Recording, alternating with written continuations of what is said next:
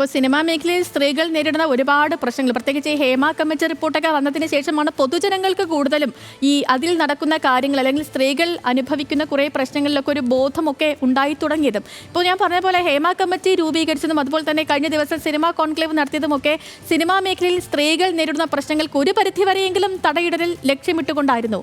ഈ കോൺക്ലേവിലൊക്കെ സാൻഡ്രയ്ക്ക് പ്രതീക്ഷയുണ്ടോ? സത്യസന്ധമായി പറയുകയാണെങ്കിൽ ഇല്ല.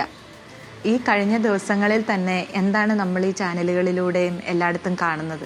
അവിടെ തന്നെ ഒരു പുരുഷ മേധാവിത്വത്തിൻ്റെയും എന്താ ഒരു പുരുഷ മേൽക്കോയ്മയുടെയും ഒക്കെ ഒരു എന്താ പറയുക ഒരു നേർക്കാഴ്ചയാണ് നമ്മൾ ഈ കഴിഞ്ഞ ദിവസങ്ങളിലെല്ലാം കണ്ടത്. അത് ഇങ്ങനെയുള്ള അവസരങ്ങളിൽ അടൂർ സാറിനെ പോലെയും ശ്രീ ജി സുരേഷ് കുമാറിനെ പോലെയൊക്കെയുള്ള ആളുകൾ പലതിനെയും മറന്ന് ഇതുപോലെ അവരെ എക്സ്പോസ്ഡ് ആക്കുകയാണ് ചെയ്തത്. മറ്റ് ജനങ്ങളുടെ മുന്നിലേക്ക് അവരെ തുറന്നു കാട്ടുകയാണ് ഉണ്ടായത്. അത് ഈ പറയുന്ന കോൺക്ലേവ് എങ്ങനെയാണ് ഉണ്ടായത്?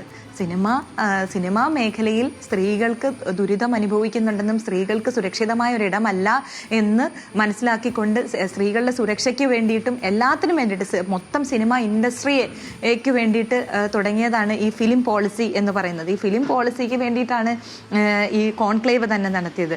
അതിൽ ഈ കഴിഞ്ഞ ഒരു വർഷത്തിൽ ഏറ്റവും കൂടുതൽ ശബ്ദമുയർത്തി ഏറ്റവും കൂടുതൽ പ്രതികരിച്ചിട്ടുള്ളൊരു വ്യക്തിയാണ് ഞാൻ.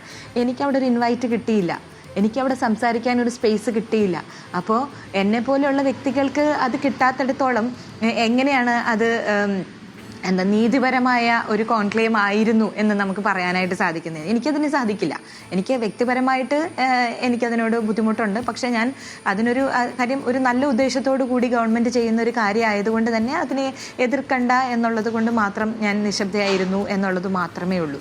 പക്ഷേ കോൺക്ലേവ് കൊണ്ട് ഇവിടെ ഒരു കാര്യം, വേട്ടക്കാർക്കൊപ്പം നിൽക്കുന്ന ഒരു സാംസ്കാരിക മന്ത്രിയാണ് ഇന്ന് കേരളത്തിനുള്ളത് എന്ന് ഉള്ളത് ഒരു വളരെ ദുഃഖകരമായ കാര്യമാണ്.